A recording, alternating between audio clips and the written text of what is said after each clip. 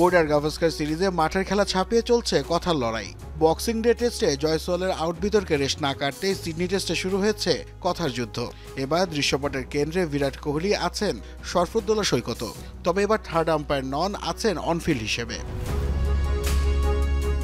17 রানে 2 উইকেট হারানোর পর ভারতের হয়ে ব্যাট করতে এসেই স্লিপে ক্যাচ তুলে দেন এই ব্যাটার।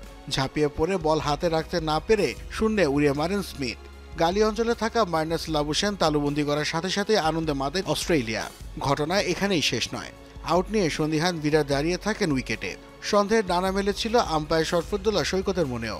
তাই চূড়ান্ত সিদ্ধান্ত নেওয়ার ক্ষেত্রে থার্ড আম্পায়ারের শরণাপন্ন হন তিনি। বিভিন্ন অ্যাঙ্গেল পর্যবেক্ষণ করে বল হাতে নেওয়ার আগে তা মাটি স্পর্শ করে বলে মত দেন জোয়েল উইলসন। সৈকতের নট আউটের ইশারায় 0 রানে জীবন ফিরে পান বিরাট।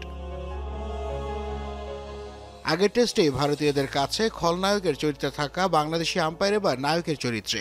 বক্সিং ডে টেস্টে চোখে দেখাকে এগিয়ে রাখলেও এবার বেছে নেন প্রযুক্তিকে। সৈকতের বিচক্ষণতায় তাকে প্রশংসায় ভাসিয়েছে ভারতীয়রা।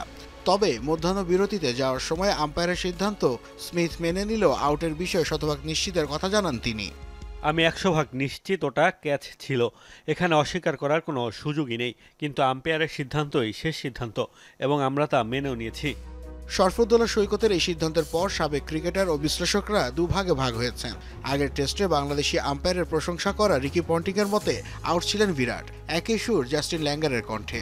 তবে মাইকেল ভন, ইরফান পাঠান ও মার্ক নিকোলাসরা মনে করেন নট আউট দিয়ে সঠিক সিদ্ধান্তই নিয়েছেন আম্পায়ার। জীবন ফিরে পাওয়ার পরও ইনিংস লম্বা করতে পারেননি বিরাট কোহলি। 69 বলে 17 রান করে ওই বোল্যান্ডের বলেই আউট হয়ে ফেরেন এই ব্যাটার।